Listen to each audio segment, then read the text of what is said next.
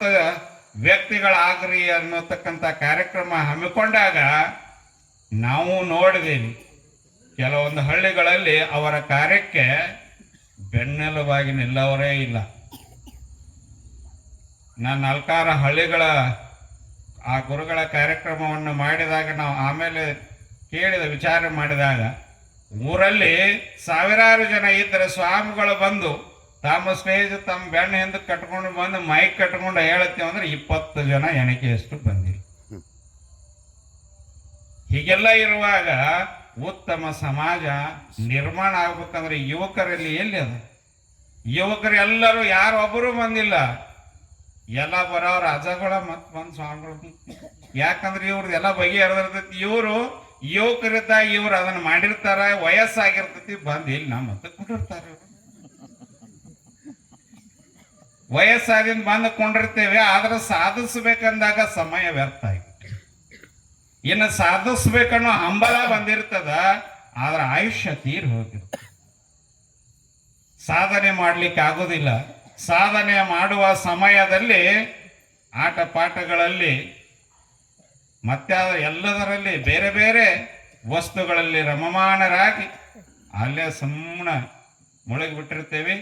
ಎಲ್ಲ ವಯಸ್ಸಾಯ್ತು, ತಿಳಿ ಆಯ್ತು, ವಯಸ್ಸು ಹೋಯ್ತು, ಒಂದಿಷ್ಟು ಅರಿವು ಬರ್ತದ, ಗುರುಗಳ ಕಡೆ ಹೋಗ್ಬೇಕು, ಮುಕ್ತರಾಗಬೇಕು ಅಂದಾಗ ಬಂದ್ ಹರ್ಷಾನಂದಪ್ಪಗಳ ಹೇಳ್ರಿ ಅಂದ್ರೆ ಅವ್ರು ಏನು ಹೇಳ್ಬೇಕು? ಏನು ಹೇಳಕ್ಕೆ ಬರುದು. ಹೇಳಿದ್ರು ಕೂಡ ಆ ಪಾತ್ರೆಯೊಳಗೆ ಆ ವಿಚಾರಧಾರೆಗಳು ನಿಲ್ಲಂಗಿಲ್ಲ.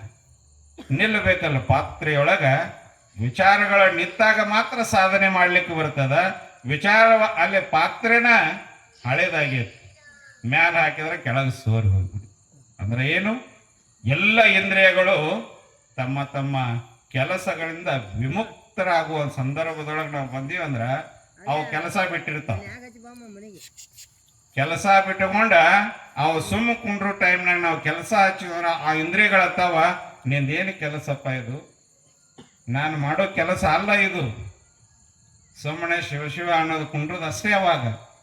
ಆದರೆ ಯುವಕರಾದಂಥವರು ಏನು ಮಾಡ್ಬೇಕಾಗ್ಯದ? ಎಲ್ಲವನ್ನ ಬಿಡೋದು. ಎಲ್ಲ ಬಿಡೋದು ಅಂದ್ರೆ ಏನ್ರಿ? ಸರಿಯಾಗಿ ಊಟ ಮಾಡೋದು.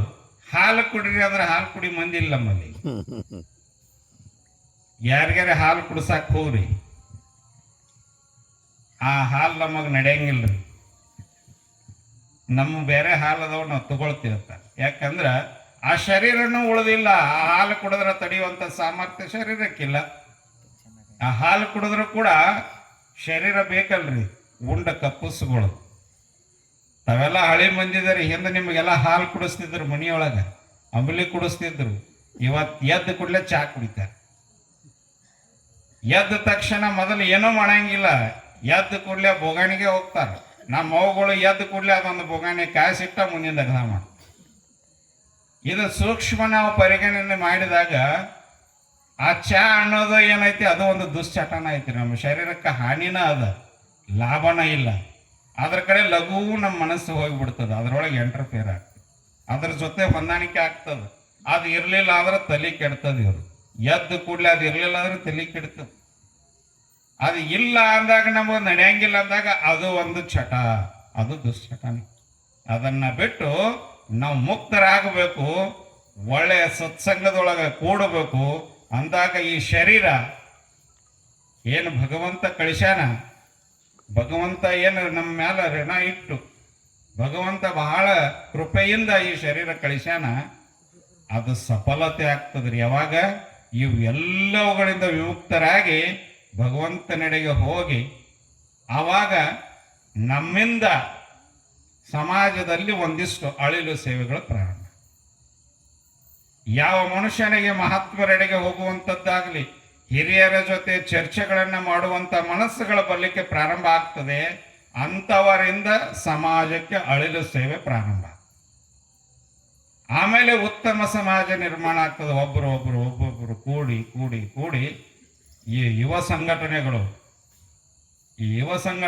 ಕೂಡ್ಕೊಂಡು ಕಾಯಕದಲ್ಲಿ, ಮೊನ್ನೆ ನಿಮ್ಮ ಶ್ರೀಮಠದ ಗುರುಗಳು ಕೂಡ ಊರೊಳಗೆ ಯುವಕರನ್ನು ಕರ್ಕೊಂಡು ನೀವು ಎಲ್ಲ ಬಿಡ್ರಪ್ಪ ಅಂತೇಳಿ ಊರಾಗ ಪಾದಯಾತ್ರೆಗಳನ್ನು ಮಾಡಿ ಬಂದ್ರೆ ನೋಡಿದೆ.